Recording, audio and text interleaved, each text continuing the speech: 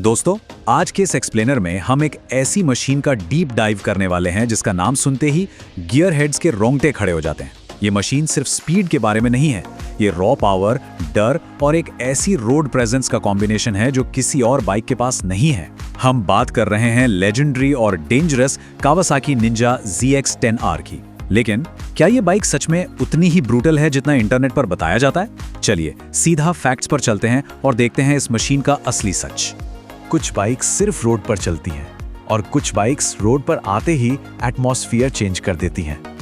भाई, इस एक लाइन में ZX-10R की पूरी पर्सनालिटी छिपी हुई है। पर एक बड़ा सवाल ये उठता है कि क्या इंटरनेट का ये मैसिव क्रेज इसके ब्रूटल ऑन ग्राउंड एक्सपीरियंस से मैच करता है? इस सवाल का जवाब देने के लिए आज की इस चर्चा में हम 6 मेन पॉइंट्स पर फोकस करेंगे। The racing DNA, raw power, riding reality, tech और कंट्रोल, रोड प्रेजेंस और आखिर में इसका प्राइस और मेंटेनेंस।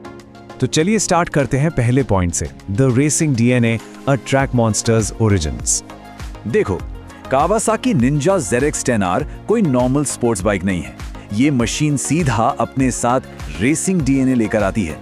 कावासाकी ने एग्जैक्ट इसी प्लेटफॉर्म पर एक नहीं बल्कि multiple world super bike championship जीती हैं। इसी ट्रैक सक्सेस और ब्रूटल एक्सेलरेशन ने इसको आज इंटरनेट का सबसे बड़ा सेलिब्रिटी बना दिया है। फ्लाई बाय वीडियोस और इसके एग्जॉस्ट साउंड ने लोगों को बिल्कुल दीवाना बना रखा है। लेकिन यहाँ एक स्ट्रिक्ट वार्निंग देना बहुत जरूरी है।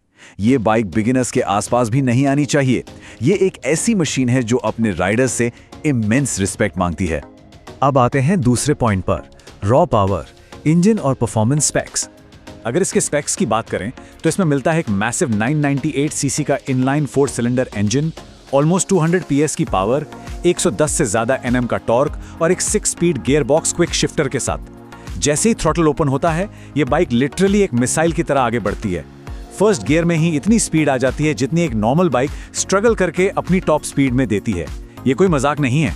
सिर्फ 3 सेकेंड्स, जी हाँ, 0 से 100 किलोमीटर पर आवर तक पहुंचने में इस बीस्ट को लगते हैं सिर्फ 3 सेकेंड। जब कोई राइडर इस पर बैठता है तो ये शेर टेरिफाइंग स्पीड उसे बुरी तरह सीट से चिपका देती है। और top speed almost 299 kilometre per hour, जो कि एक्चुअली इलेक्ट्रॉनिकली लिमिटेड है। लेकिन यहीं पर हमें थोड़ा रियलिस्टिक होना पड़ेगा। इंडिया की रोड्स पर कोई भी राइडर इस बाइक की फुल पावर प्रॉपर्ली यूज ही नहीं कर पाता। ट्रैफिक और रोड कंडीशंस ऐसी लिमिटेशंस क्रिएट कर देते हैं कि ये माइंड ब्लोइंग स्पीड बस स्पेक्स शीट पर ही अच्छी लगती है। और यही हमें ले आता है तीसरे पॉइंट पे, riding reality, the harsh truth of Indian streets. Internet की रील्स में लोग सिर्फ स्पीड और चमक दिखाते हैं, लेकिन बिहाइंड द सीन्स की हार्श रियलिटी कोई नहीं बताता। सबसे पहली प्रॉब्लम है extreme engine heat. Heavy traffic में ZX-10R का इंजन इतनी हीट जनरेट करता है जो किसी के भी पैरों को लिटरली रोस्ट कर सकती है। दूसरा factor, aggressive riding posture. Long rides और ट्रैफिक जैम में कलाई में दर्द, पीठ का दर्द और गर्दन में स्ट्रेन आना एकदम कॉमन है। और तीसरा सबसे बड़ा पॉइंट, लो माइलेज। एग्रेसिव राइडिंग करने पर मुश्किल से 10 से 12 किलोमीटर पर लीटर की माइलेज मिलती है और ऊपर से प्रीमियम पेट्रोल डलवाना कंपलसरी है। तो ये क्लियर है कि ये एक डेली कम्यूट बाइक तो बिल्कुल नहीं है। चलिए आगे बढ़ते हैं चौथे पॉइंट की तरफ, टेक और कंट्रोल, टेमिंग द बीस्ट। इस बाइक में इलेक्ट्रॉनिक्स का पूरा एक आर्सेनल भरा हुआ है। Launch control, traction control, riding modes, cornering ABS, cruise control और TFT डिस्प्ले की कनेक्टिविटी। इतनी मैसिव लिस्ट ये साफ बताती है कि इस मशीन को सेफली चलाने के लिए कंप्यूटर असिस्टेंस की कितनी ज्यादा जरूरत पड़ती है। अगर ये सिस्टम्स ना हो तो एक छोटी सी गलती भी राइडर को अपना कंट्रोल लूज करने पर मजबूर कर सकती है। और सिर्फ इंजन और इलेक्ट्रॉनिक्स ही नहीं, ब्रेम्बो ब्रेक्स भी उतने ही क्रूशल है।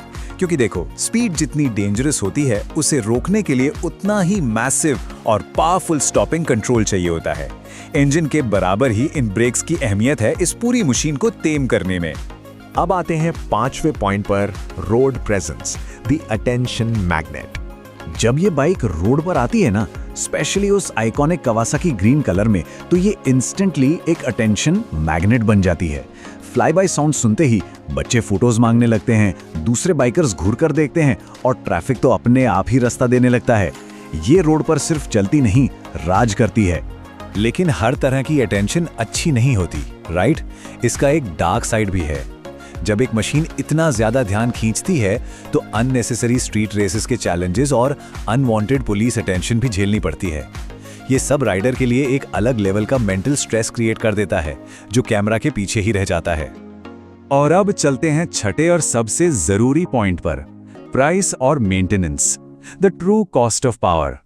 25 लाख इंडिया में इसकी एक्स शोरूम प्राइस भले ही 20 लाख के आसपास हो, पर ऑन रोड आते आते ये आराम से 22 से 25 लाख तक पहुंच जाती है। लेकिन ध्यान देने वाली बात यह है कि ये 25 लाख सिर्फ इस सुपर बाइक की दुनिया में एंट्री लेने का एक टिकट है। असली कॉस्ट तो बाद में शुरू होती है। महंगे टायर्स जो बहुत जल्दी घिस जाते हैं, costly service, extreme high insurance premiums और महंगे ब्रेक पैड्स। और खुदा ना खास्ता अगर बाइक गलती से गिर गई तो सिर्फ इसकी फेयरिंग रिप्लेस करने का कॉस्ट किसी का भी बैंक बैलेंस हिला सकता है। तो बॉटम लाइन ये है कि सुपर बाइक खरीदना एक बार का काम है, पर इसको मेंटेन करना एक बहुत लंबा और मुश्किल सफर है।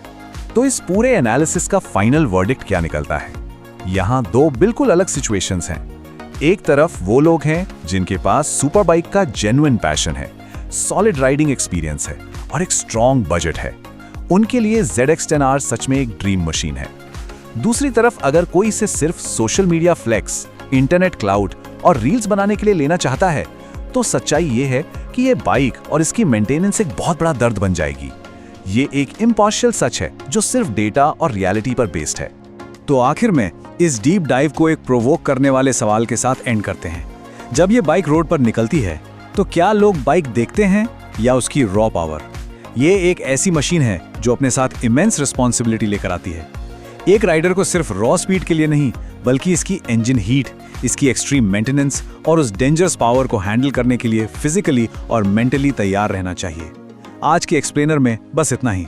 मिलते हैं अगले एनालिसिस में।